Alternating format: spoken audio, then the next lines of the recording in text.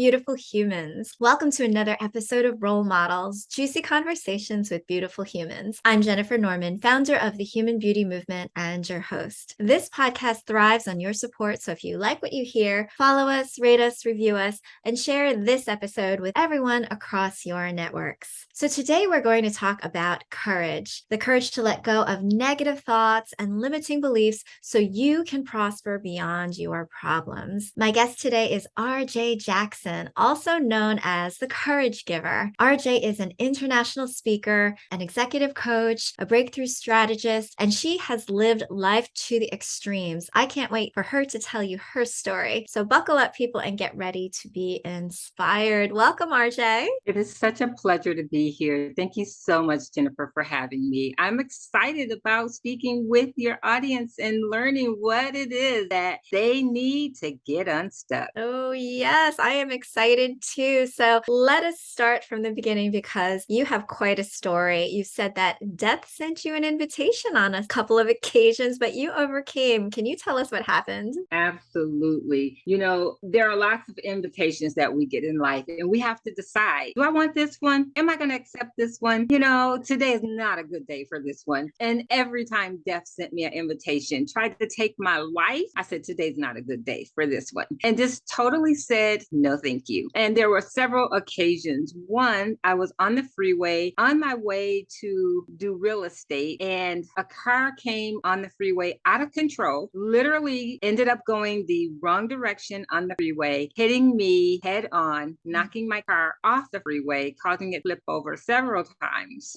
You would think I would be dead. But I told death, not today. I got plans. One occasion. There's been several occasions, as I shared. When I was a child, believe this or not, I was bitten by a dog. And when I arrived at the hospital, they saw me right away and they said, one more inch and I would have been dead. But once again, no, thank you. I have plans for a future and a hope. And as we say, ain't nobody got time for that. There was one more time, and this time it's actually recorded in my latest book, which we'll probably talk about later, A Repositioned Journey, I'm Still Standing, where I share my story of being involved in a life-threatening car accident where in the blink of an eye, my life changed. And Jennifer, I can't really tell you the story because I don't know it. I can only tell you what people told me because I was literally knocked out. I was unconscious for several hours. I suffered a brain injury, ended up in a wheelchair, unable to talk, unable to walk, and having to reinvent myself in terms of getting back up. And it doesn't matter how many times you get knocked down. It really is about how many times you decide to get back up. Yeah. And that was one more time where I said, nope, sorry, death, I'm getting back up. You can't have me this time either. Well, RJ, you obviously are meant to be here. And not only that, you also have lupus. Is that right? Well, I'm going to say I was diagnosed with lupus. There's a difference. Yes, I went through all the procedures, the biopsies, everything. I had all the symptoms, and I just decided I didn't have time for that either. It was like no fun waking up, not realizing where you were, and you were in your own house. I didn't like the feeling. And I was like, no, something has to give. And I think it's going to be you, lupus. So just decided, no, that's not for me either. So went back to the doctor after all the testing and the biopsies. And they're like, well, we can't find anything. I'm like, I know, because I don't have time for that.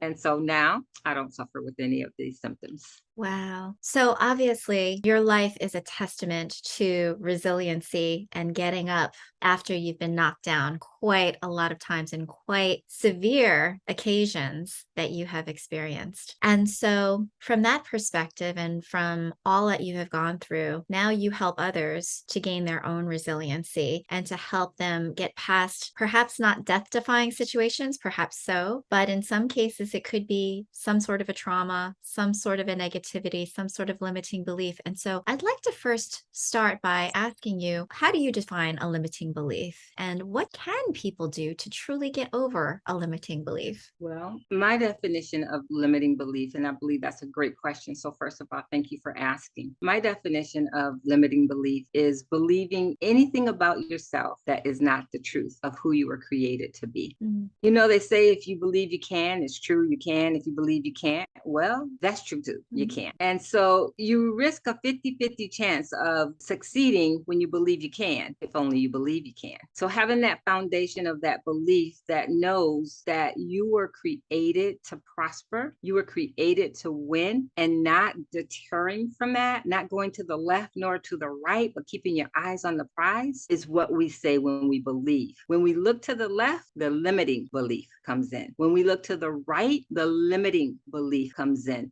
And that comes in the form of shame, guilt, doubt, rejection, fear. It shows up. Mm-hmm. And it doesn't look good on us as women. Mm. I don't think it looks good on anybody. It doesn't. You're right. Yeah. Now, sometimes these limiting beliefs, a lot of people will convince themselves that they're not limiting their actual limitations. They might say, I have evidence all around me from even when I was a young person that I couldn't do this or I couldn't do that, or I wasn't made for this, I wasn't made for that. What would you say to those people who have been trained and ingrained to have these limiting beliefs? That you can retrain your brain, because in our subconscious, which what we live by, that's what we go by. So if we've experienced a traumatic event, which in reality we all have in some form or fashion, our brain will remember that, and we go into survival mode where we won't try to get out of that because we believe that's where we're supposed to be. Mm-hmm. And the first thing I would say to this amazing question, you can believe it if you want, but remember this: you get out of life what you put into life. So if that's the conversation you want to have with yourself, then you're right. That's exactly what you're going to get. But you can change your conversation and you can rewire your brain. It's a matter of positioning yourself in the winner's seat, because it's empty because you're not sitting there, and that's where you belong. Now, are there specific tools or techniques that you employ to help people get into a more positive and more resilient mindset? Yes, and there are different tools. And so what I want to first say to everyone who's listening, find the tool that works for you. You may try one thing and it may not work. That's not end all be all. Find the tool and the coach that works for you, with you, and on your behalf. So that's the first thing you want to do. Just because the tool is available, it doesn't mean it's the tool that you use, right? So if you want to unscrew something, there's a hammer there. You don't use the hammer. You use the tool prepared for and measured for that event. So the tools I use first and foremost is we work, Jennifer, from the inside out, and most people live from the outside in. So we do the reverse. We shift your mindset to live your life from the inside out, because I believe everything we need in order to succeed is already inside of us. I don't believe women are broken. I don't believe men are broken. I don't believe people are broken. I believe we've had some broken experiences, but they come to make us better and not bitter. They come to mold us and shape us. They're opportunities to learn from. So we start from the inside out with the tools that each individual already has. And what it takes is for us to recognize that there is this potential, and sometimes it just takes a quick unlocking. Sometimes not so quick, let's face it. Sometimes you have to practice at these things. Sometimes it's lifelong practice and journeying, and that's okay. It's all about what your end state of improvement is going to be. But it takes that courage. I was curious, to you, is there a difference between courage and bravery? That's a beautiful question. I love that question. Thank you for asking. I believe they go hand in hand. And I believe when we look up the definition of courage, we will find that it says courage is being afraid, but going anyhow. So sometimes we say courage is just running into the face of fear, no fear. I don't believe that's true. I believe courage is running into the face of fear, afraid. And you have to be brave in order to do that. So they complement one another. It's like an ice cream sundae. You got the ice cream, and then you may want some nuts on top or cherry on top. Well, courage is the ice cream and bravery is that cherry on top. It's like that actionable step that you're going to take because you do have the courage. That's nice. So you've written a few books, one of which is A Repositioning Journey, I'm Still Standing. Can you tell us about that book? I can. It is my memoir of the resiliency. I'm still standing, a story of greatness. And I believe we all have a story of greatness. And I also believe that everything we've gone through is to create who we are really meant to be. And we each have a story to tell. And that's what I did. I put my life story into a book to remind other people, and particularly women. I say women because that's who I'm gifted to work with, but to remind you, you don't have to live where you're dying, and you don't have to die where you're living. Earlier, you said, well, what if they believe this is how it is? It doesn't have to stay that way. It might be that way, but think of life in terms of your future self, not how it is. Because I tell you, Jennifer, when I was in that wheelchair, I could have given up all kind of hope. Mm-hmm. I had been used to running marathons, bowling, having fun, traveling the world as a renowned speaker, and now I couldn't even walk. I could have said, this is how it is. But instead, I said, this is not how it's going to be forever. And I took the steps. And let me help you. Those of you who are thinking, I've been taking the steps and it just seemed like I've gotten nowhere. I get it. I took the steps of what it would take to get back on my feet. 6 years in physical therapy so that I could learn to walk again. But here's the key. Quitters never win, and winners never quit. And I believe we were born to win. So I made up in my mind, I don't care how long it's going to take. It is going to happen. And I am not going to quit. And that's what my story is about. Reminding people that quitters never win and winners never quit. There's greatness inside of you. Get up, let's go and do it again. Amazing. You've also written another book called Decisions Women Face and Make. Can you tell us a little bit about that book? Oh, it would be my pleasure. And thank you for asking. So Decisions Women Face and Make is probably one of 12 books that I actually have out. And many of those books are called anthologies, where I encourage people to share their story. And so we worked together. There were 3 of us in this particular anthology. We worked together to tell our story of a decision, a life decision that we had to make that was challenging. It was difficult. It was scary, but we pressed in and we made the decision with courage. We tell our story of making that decision.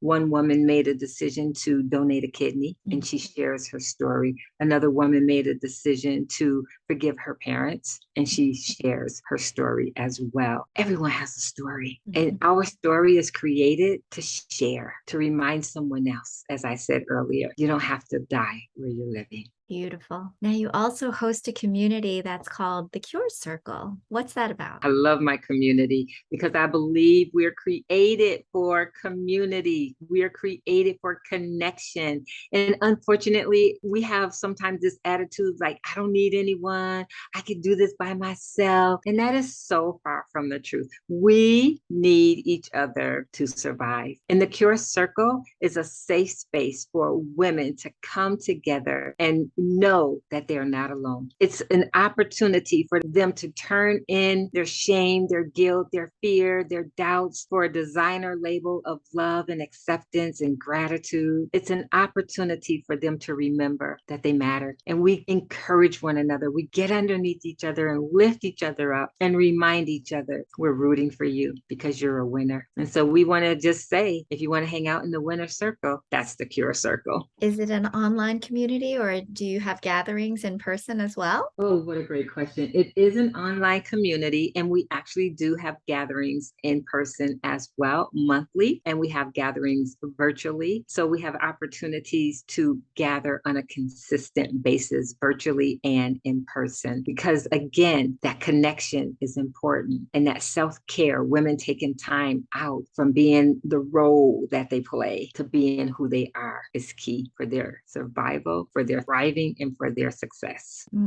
Beautiful. Now, I have some statements that I would love for you to finish the sentences on. Oh boy, let's go for it. Tell me, RJ, beauty is... Beauty is from the inside out. Amen on that. You are speaking my language, girl. It's great to be human because Because we have feelings and emotions that animals do not, to share and give to one another. nice. The thing I love most about me is That I am authentically me. No apologies needed. absolutely. I have the most fun when I am. Serving other people. Oh, beautiful. The world needs more of. Jennifer's in the world. Oh gosh, when's enough of that? But thank you. And we are our best when we Are true to who we are. That is so true. Ladies and gentlemen, this is RJ Jackson, the courage giver. I'll put all of her information in the show notes so that you can find her. Definitely pick up her books. Definitely take a look at the Cure Circle so that you can see if this is a community that's right for you to build support and connection, get together with like-minded women, and see about gaining some more courage in your life to get to that next level of your potential. RJ, thank you so much for being a role model. It's been a pleasure. Thank you for paving the way.